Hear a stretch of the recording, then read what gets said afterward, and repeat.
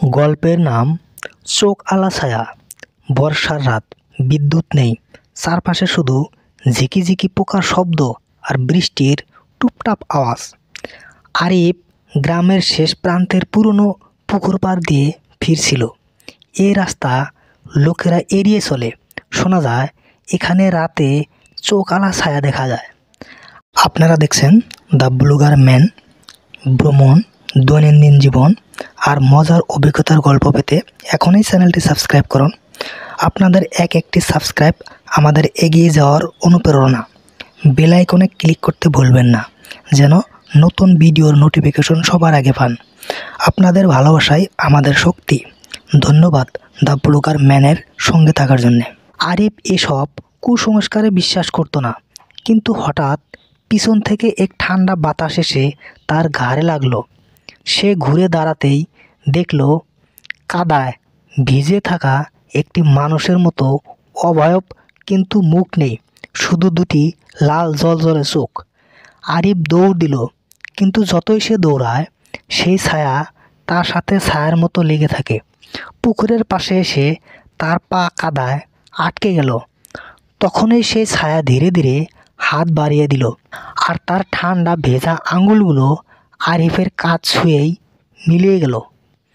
পরদিন সকালে পুকুর পাড়ে কেবল কাদায় ভরা একটা পায়ের ছাপ পাওয়া গেল, কিন্তু সেটা মানুষের ছিল না। আরিফ সেই রাতের পর আর ঘর ফেরেনি। গ্রামের লোকজন ভাবে হয়তো বন্যার পানিতে ডুবে গেছে অথবা বনে চলে গেছে, কিন্তু তার ঘরের দরজা তখনও ভেতর থেকে বন্ধ ছিল। 2 দিন পর আরিফের বন্ধু সালমান সাহস করে তার ঘরে ঢুকলো। ঘরে প্রবেশ করতেই সে একটা অদ্ভুত গন্ধ পেল, কাদামাটি আর পচা শেওলার মিশ্রণ। টেবিলের ওপর ভেজা কাদা ছড়ানো, আর কাদার উপর আঙুল দিয়ে লেখা, আমি এখনও তোর পিছনে আছি। হঠাৎ জানলার বাইরে থেকে ঠুক ঠুক শব্দ এলো। সালমান জানলার দিকে তাকিয়ে দেখল ভেজা এক ছায়া দাঁড়িয়ে আছে। মুখ নেই, কিন্তু লাল চোখ দুটো আগের চেয়ে অনেক কাছে। সে পিছিয়ে আসতেই দরজাটা নিজে থেকে বন্ধ হয়ে গেল।